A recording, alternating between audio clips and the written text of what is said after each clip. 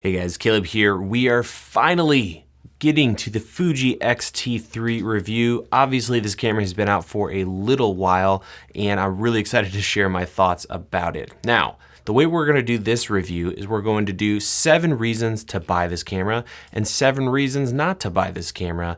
And hopefully by the end, if you're shopping for a new mirrorless system, you'll have a good idea as to whether or not the Fuji X-T3 is going to be a good option for you. But first I wanna let you know that I just finished my Fujifilm X-T3 video guide. I'll have a link in the description where you can check it out, watch the trailer, and see if it would be a good fit for you. In short, it's over 4 hours, almost 5, of training, and I've done a ton of testing with this camera to figure out what the best settings are for shooting video. So if you want to learn about film simulations, tweaking them to get just every ounce of magical dynamic range out of this camera, F-log, how to use it, getting correct exposure, LUTs involved, and so much more for this camera, then definitely check out the guide over at the Academy. I'll have a coupon code for the first 20 people that pick it up. They'll get 10% off. So check all that stuff out below.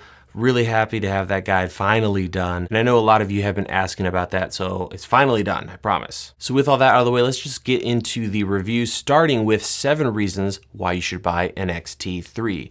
Number 1 is going to be resolutions and frame rates. This camera can shoot DCI, 4K, 2K, Ultra HD, and HD, all at up to 60 frames per second, which is insane, especially given that it has an APS-C sensor. It has 2 card slots on the side, so you're able to have a ton of media on this thing. And in HD, you can record up to 120 frames per second. So 24 to 60 in 4K and up to 120 frames per second conformed in camera in HD, which is just incredible. There's very few cameras shooting with those specs, also at very high data rates, so this camera's right up there with the GH5, but it has a much larger sensor. Reason number 2 to buy an X-T3 is going to be color.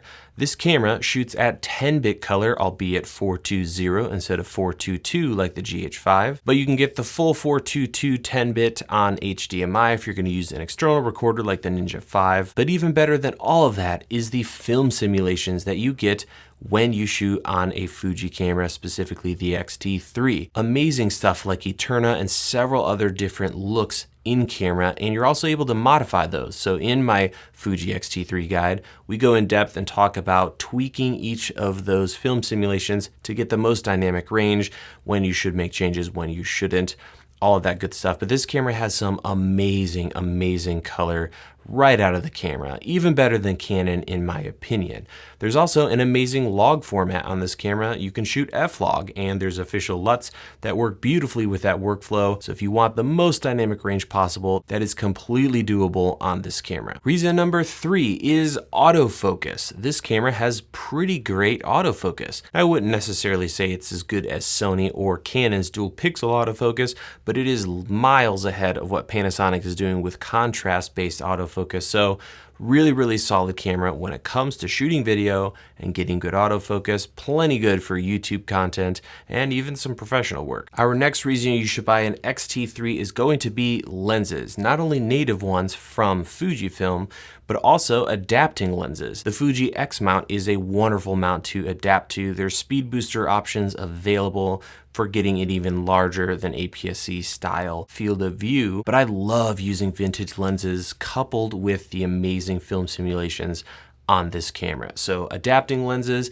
and using the great lenses straight from Fujifilm is great on this camera. Reason number 5 to pick up an X-T3 is the ergonomics. Screen aside, I absolutely love the way this camera looks, the way this camera feels, and the way this camera works when it comes to the buttons and dials on this thing. First of all, they're everywhere. There's so many ways to program this camera. You can use the really, really nice clicky wheels on top. One of my favorite things is you can use the really sexy dials on the top of the camera, or if you want something a little more traditional, you can reprogram your aperture and shutter to the command dials, as Fuji calls them, on the front and back for really fast exposure changes. Reason number 6 is gonna go to the great audio monitoring and recording on this camera.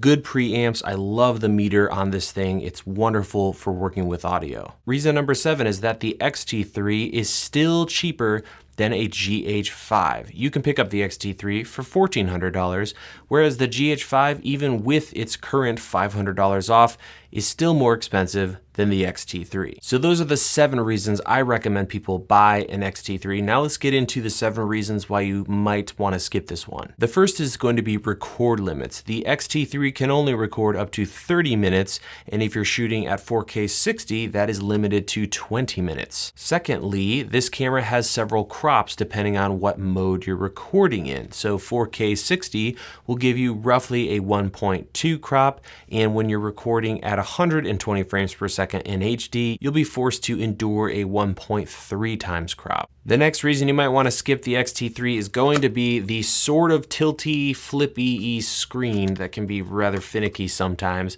This is really not that useful for us video folk, and some of you might be saying, oh, I actually like that style, and there's nothing professional about a flip out screen. Well, then why did Panasonic just give us a $4,000 cinematic camera with a flip out screen? They're just better in my opinion. They're more usable at different angles, and if you're filming stuff like this and delivering content to camera, you want to be able to see yourself, and so I really wish Fuji would go with that style of a monitor, but they don't. And if they had a really solid app on your phone to monitor yourself, I would be less concerned about this, but the application is pretty bad from Fuji, so you're really going to have to be behind the camera to get the most out of it. My next reason not to pick up an X-T3 is the battery life. It's just bad, and you're going to need some other way to power the camera for longer shoots. The next reason not to like the Fuji X-T3 is going to be the menu system. It's not Sony bad, but it definitely takes a while to move through the menus and change settings. And if you're going to be changing resolutions and frame rates a lot, you're going to be spending a lot of time doing this. Reason number 6 not to buy an X-T3 is the GH5. This camera in many ways is superior, even though it has a couple downsides. In short, I think the GH5 is pretty much the perfect camera, with exception to having a micro four thirds sensor and fairly bad or not good autofocus. So definitely one to consider. The stabilization on this camera will break your head. It is so good, and it has a lot going for it when it comes to video. You also have good old-fashioned flip out screen, better battery life, so something to consider. And the last reason you might want to skip the Fuji X-T3 is a lack of fast lenses with fast autofocus. So when it comes to these lenses from Fuji, there's a lot of good ones, but many of them really aren't tailored for video autofocus, and you really can't take full advantage of the autofocus on this camera while using them. So while Fuji has a lot of lenses, not all of them are going to work well for video if you're going to be using them for autofocus. So final thoughts when it comes to this camera. I absolutely love it. I might pick up another one, I'm not sure yet. It's just a dream. And if you're looking for a camera under $1,500 and you're going to be behind the camera, this is the camera you want to be behind.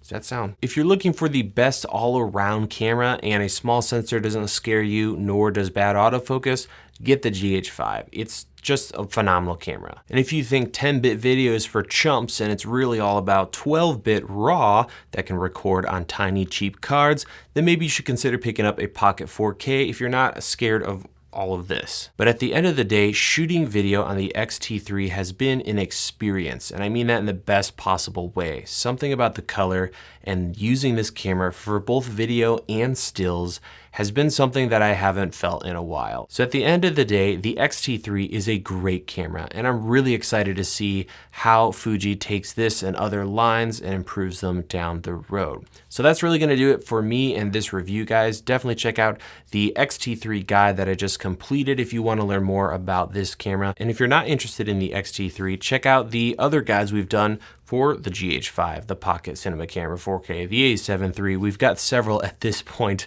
So I hope that has helped you guys out. I hope you have a wonderful rest of your day. Thank you for watching, and we'll see you in our next video.